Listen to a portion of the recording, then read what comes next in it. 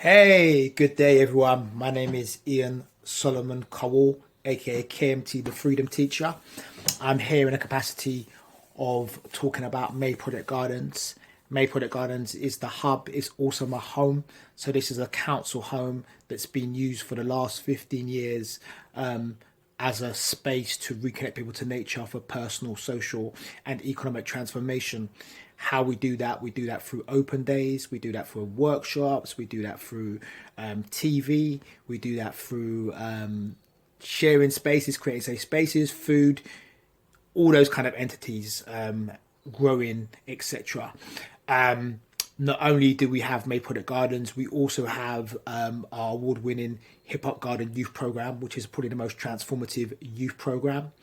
We also have an event, fundraising event, where we basically get people to reconnect with nature in a club environment. So we've had an apple press inside the club. So while people are dancing there with apple pressing, so that's Come We Grow. Then also we also have myself as an artist. I use music and creativity to basically raise awareness around issues around environmentalism as well.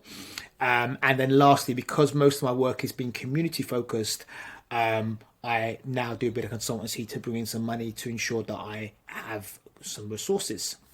So, in terms of the barriers, I think I'm going to specifically focus on funding because that's what most grassroots organisations need to basically overcome. We already have the solutions, but we don't have the infrastructure and the support to do that, and that's particularly around finances. So, for myself, this project was self-funded for 9 years, completely independently. Had no funding before our brilliant fundraisers Muna and Dana and Zara came on board. We had no money for 9 years, and basically it's because I'm dyslexic.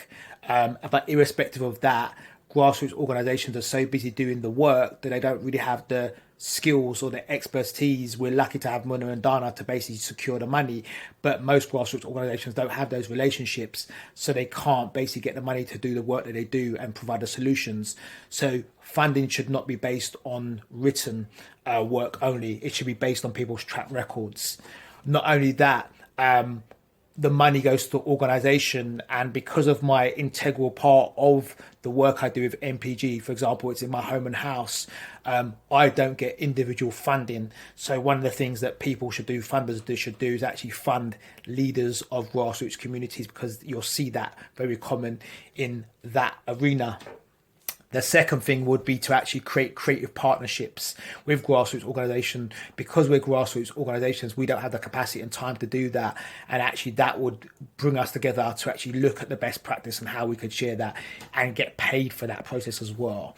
The last one I think is really important is to ensure predominantly larger white organisations that are funded by funders partner with grassroots organisations to deliver work and to be accountable. So very often what happens is that, for example, with our hip hop garden model, no one was really doing this work before we did this work with young people engaging, particularly BAME. Young people hate the terminology, but we use it.